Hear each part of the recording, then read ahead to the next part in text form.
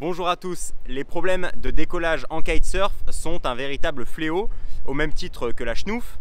C'est un fléau! Et blague à part, la plupart des incidents ou des accidents plus graves que j'ai pu voir en kitesurf avaient souvent lieu sur la plage et la plupart du temps au moment du décollage. Pourtant, décoller et poser un kite en étant 100% en contrôle de la situation, c'est pas bien compliqué. Ça demande juste de suivre une procédure précise à la lettre et c'est de ça dont je voudrais vous parler aujourd'hui.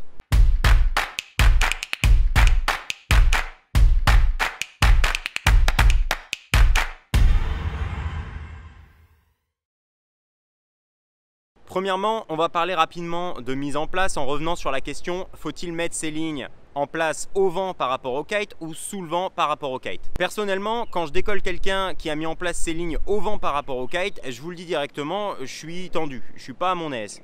Claudie, oui Claudie, c'est vrai, je suis tendu, je suis pas à mon aise. Pourquoi? Eh bien tout simplement parce que je ne connais pas le niveau de la personne que je décolle et que par défaut, quand il va rejoindre sa barre, je serai situé directement dans sa zone de puissance.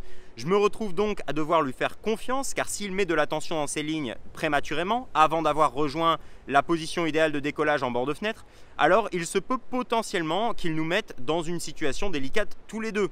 Du coup, quand je me retrouve à devoir décoller quelqu'un qui a mis ses lignes en place au vent, eh ben, je me couvre en attendant de voir s'il se déplace bien d'abord à la bonne position avant même de toucher à son cerf-volant. Mais cette personne que je décolle, elle est dans la même situation que moi, elle ne connaît pas du tout mon niveau. Peut-être que je vais attraper son kite et le lâcher à n'importe quel moment ou faire n'importe quoi avec.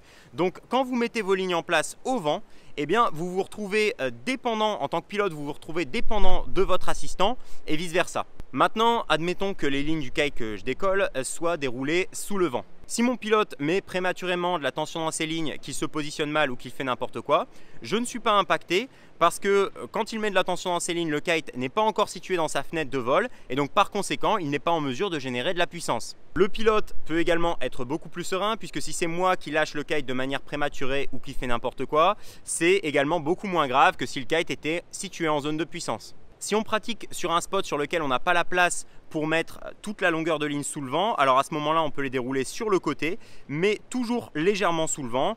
Comme ça, on conserve les avantages dont je viens de vous parler. Pour résumer, dérouler ces lignes au vent, c'est partir du principe que le pilote et l'assistant vont tous les deux être parfaits techniquement. Ce qui peut fonctionner ou pas. Alors que quand on déroule ces lignes sous le vent, et ben là, on s'accorde une petite marge de manœuvre assez confortable pour les deux protagonistes. Donc vous avez mis vos lignes en place sous le vent, vous avez connecté à votre kite et vous êtes prêt à démarrer. Vous allez faire une petite vérification visuelle pour vérifier que vos lignes sont propres comme ceci. Vous pouvez ensuite saisir votre chicken loop et attacher uniquement votre leash. N'attrapez pas votre barre pour l'instant. La barre en kitesurf, elle sert à la puissance et à la direction et pour l'instant, je n'ai besoin ni de l'un ni de l'autre. Une fois mon leash attaché et mon chicken loop à la main, je vais conserver une légère tension dans mes lignes avant et je vais commencer à avancer vers le vent, toujours en gardant ma tension dans les lignes avant, ça c'est très important. Si mes lignes sont légèrement croisées pour l'instant, pas de souci à se faire, elles s'arrangeront toutes seules quand je serai bien positionné. Quand je commence à voir mon kite qui se gonfle d'air et que je sens une tension qui s'intensifie dans mes lignes avant, c'est-à-dire dans mon bras, c'est que je suis bien positionné. Si la tension dans mon bras s'intensifie et que mon assistant a l'air de lutter contre mon kite, c'est que j'ai trop avancé vers le vent. Je suis en train de mettre mon assistant dans la zone de puissance. Je peux reculer de quelques pas sous le vent.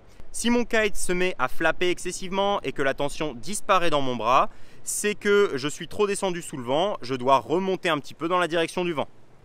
Quand je suis bien positionné, la légère tension présente dans mes lignes vient généralement les décroiser sans que je n'ai rien à faire, sans que j'ai à toucher ma barre.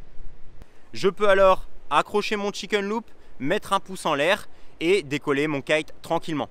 Pourquoi cette connexion au chicken loop à la dernière minute? Eh bien tout simplement parce que j'ai pas trouvé d'intérêt particulier à venir l'accrocher avant et puis aussi parce que ça occupe les mains.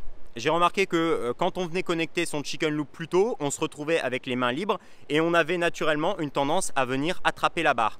Or, attraper la barre, ça sert à quoi en kitesurf? Avoir plus de puissance, éventuellement donner une direction, deux choses dont on n'a absolument pas besoin quand on est en train de se déplacer pour trouver le bord de fenêtre de notre cerf-volant. Je fais une petite parenthèse dans cette vidéo pour préciser que ne pas être hooké au moment où on cherche son bord de fenêtre, c'est aussi une manière très simple de pouvoir juste ouvrir la main au cas où quelque chose se passerait mal. Donc il y a le système de sécurité qui prendrait directement le relais. On y reviendra plus en détail dans une prochaine vidéo sur le décollage et l'atterrissage seul. Rendons à César ce qui lui appartient. Cette méthode de décollage, elle a été formulée déjà en 2013 sur la chaîne One Launch Kiteboarding par Philippe Ancelin. Donc j'ai rien inventé du tout, mais je me permets quand même de faire cette vidéo pour que le message soit diffusé au maximum. Maintenant que j'ai dit tout ce que j'avais à vous dire sur le décollage, on va parler de comment se poser. Donc vous pouvez sortir du plan d'eau et clarifier déjà vos intentions en venant taper sur votre tête avec la paume de la main. C'est un signe international qui annonce clairement que vous voulez poser votre kite. Descendez lentement votre cerf-volant le long du bord de fenêtre vers votre assistant et dès qu'il l'a attrapé votre bord d'attaque, lâchez la barre et avancez de manière significative vers lui. La détente de ligne que vous allez créer va permettre à votre assistant de retourner votre kite facilement. Une fois que votre kite est retourné, assurez-vous de vous diriger rapidement vers votre cerf-volant pour le sécuriser. Et voilà. Si le décollage est parfois un moment d'incertitude pour vous, je vous invite grandement à essayer cette procédure de décollage et d'atterrissage. Le fait d'avoir une suite d'actions en tête et des points de référence clairement identifiés permet d'éliminer toutes les hésitations qu'on pourrait avoir à ce moment-là. Ça donne tout de suite une bonne image de vous sur le spot et ça assainit clairement l'ambiance sur la plage. Vous évitez dans le même temps de créer des situations accidentogènes et vous montrez aux autres pratiquants autour de vous que vous êtes quelqu'un qui sait ce qu'il fait et quelqu'un qui ne va pas créer de situation de danger. Voilà, c'est tout pour aujourd'hui. Dans une prochaine vidéo, je vous parlerai de décollage et d'atterrissage seul, sans assistant. Alors je vous dis à la prochaine.